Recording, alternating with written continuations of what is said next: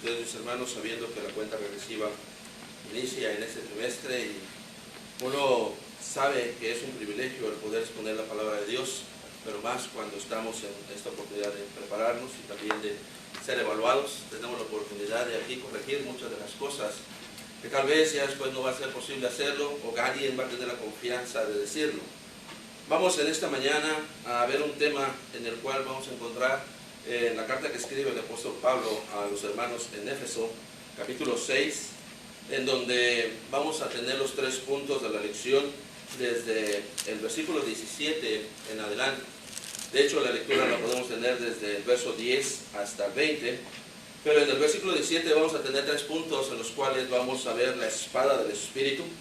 Vamos a encontrar la armadura de Dios. Como todo cristiano, en la mente de Dios siempre nos ha dado la oportunidad de estar debidamente equipados. Pero tenga en cuenta una cosa, mi hermano o mi hermana. Desde el momento en que usted se paró enfrente de los hombres y declaró que Jesucristo era el Hijo de Dios, que iba a ser su Señor y que nosotros íbamos a ser súbditos, desde ese momento usted se echó a cuestas un enemigo poderoso. Cuando fuimos revestidos en las aguas del bautismo y perdonados de nuestros pecados y siendo añadidos a la iglesia porque ya somos santificados, entonces hay un enemigo poderoso que nos va a querer apartar o desviar de la voluntad de Dios. Por eso el apóstol Pablo efectivamente nos da en la descripción del versículo 12, dice: porque no tenemos lucha contra carne y sangre, sino contra principados, contra potestades, contra los gobernadores de este siglo, contra huestes espirituales de maldad en las regiones celestes. Entonces es una declaración de guerra en la que nosotros debemos de estar equipados con las armas que Dios nos ha dado. Hay un instrumento muy eficaz que usted y yo debemos de portar siempre en cada una de las batallas que libramos con el estandarte de que somos cristianos. Esto es la palabra de Dios. Para entender esto, nos dice primeramente que el equipo está perfectamente acondicionado.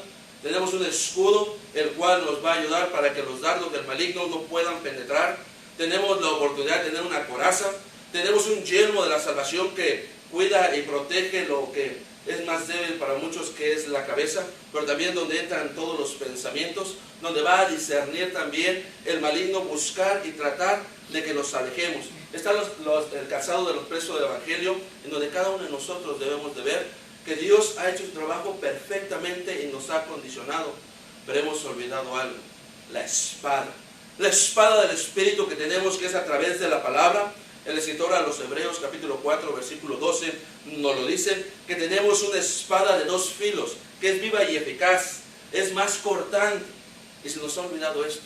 En antaño el cristiano era reconocido porque tenía en mente las palabras de Dios, contendía abiertamente, como dice Judas 3, y ciertamente las personas reconocían quién era un verdadero soldado de Jesús, porque presentaba con denuedo la verdad. Para muchos, dice el escritor, el apóstol Pablo, la primera carta a los Corintios, capítulo 1, versículo 18, que para muchos es locura. Cuando uno les presenta el Evangelio, les dice que el Hijo de Dios vino y sufrió por ti y por mí, y fue llevado a la cruz del Calvario, y como que lo describe Isaías capítulo 53, dice: como oveja fue llevado al matadero y enmudeció. Nosotros debemos de recordar que tenemos un Dios poderoso que nos ha dado el equipo perfecto para contender contra estas personas que tal vez no entienden el poder de Dios. Por eso el apóstol Pablo escribe en Romanos capítulo 1 versículo 16: porque no me avergüenzo del Evangelio, porque es poder de Dios para salvación. Entonces la espada del Espíritu es que nosotros conozcamos perfectamente cómo la herramienta que Dios nos ha dado es para traspasar. Ningún arma puede entrar en el entendimiento y el discernimiento del hombre como es la espada que Dios nos ha dado. Nos dice más adelante, también eso lo entendió Pedro en su primera carta, capítulo 1, versículo 23, siendo renacidos por la palabra de Dios que vive y permanece para siempre. Muchos nos identificamos con el apóstol Pedro. Somos de un carácter temperamental, somos listos para ir y confrontar la batalla, pero si vemos cada uno de los tropiezos como aprendió Pedro, seguramente entonces en su primera y segunda carta reconocemos cómo él nos dice cómo es que el cristiano va a sufrir, pero va a tener la oportunidad de alcanzar la meta cuando está contendiendo con una fe segura. Vemos que esta espada, nuevamente en Hebreos capítulo 4, versículo 12, dice que penetra el alma y el espíritu, las coyunturas y los tuétanos, y discierne los pensamientos del corazón. ¿Cómo es que vamos a llegar con esta espada al discernimiento del pensamiento del corazón? Bueno, Simeón tuvo la oportunidad de haberle dicho en profecía que él no iba a ver la muerte hasta no ver al Salvador en sus manos. Se le presenta el Salvador y él dice: es una espada, traspasará su alma para que sean revelados los pensamientos de muchos corazones. El salmista también nos dice en el Salmo 44, 21, que Dios conoce los secretos del corazón. Hay una historia muy hermosa que encontramos en el segundo libro de Samuel, capítulo 12, en donde se le presenta a un profeta comentando la historia diciendo: había un hombre rico y un hombre pobre. El hombre rico tenía inmensidad de ganado, pero el hombre pobre nada más tenía una corderita, la cual él cuidaba, él sustentaba, él la tenía siempre con mucho cariño. Pero viniendo un visitante, el hombre rico se encontró en la necesidad de presentarle banquete, y ese hombre va y toma la cordera del hombre pobre, la mata y se la ofrece.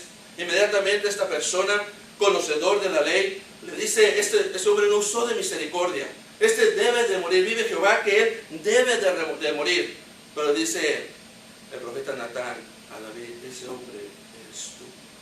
Cuando da exactamente en el pensamiento, en la intención de un hombre que conocía la ley y que ya había juzgado, pero que ahora se encuentra con la palabra exacta que dice: ese hombre eres tú, ¿cómo es que su pensamiento ha de haber estado en amargura? ¿Cómo es que la palabra fue viva y eficaz y penetró? Porque vemos cómo él más adelante, en angustia, en perdón, clama porque sabe que había cometido un pecado, sabe que él había transgredido la ley de Dios, pero ahora vemos cómo realmente la espada del Espíritu sí traspasa. Una vez que hemos también conocido ahora nosotros, para David era la ley, para nosotros es el Evangelio. En Efesios capítulo 4 nosotros vemos la relación del Evangelio, cómo es que también se nos ha revelado, cómo es que también nosotros estamos viendo a través de ese esquema de redención, cómo el propósito eterno de Dios era traer a los hombres el poder ellos tener en mente lo que es el misterio del Evangelio. Capítulo 3 nos dice: porque por medio de la revelación nos fue creado el misterio, como antes lo he escrito brevemente. Ahora ese misterio es que, leyendo lo cual podéis entender cuál sea mi conocimiento en el misterio de Cristo, misterio que en otras generaciones no se dio a conocer a los hijos de los hombres, como ahora es revelado a sus santos apóstoles y profetas por el Espíritu.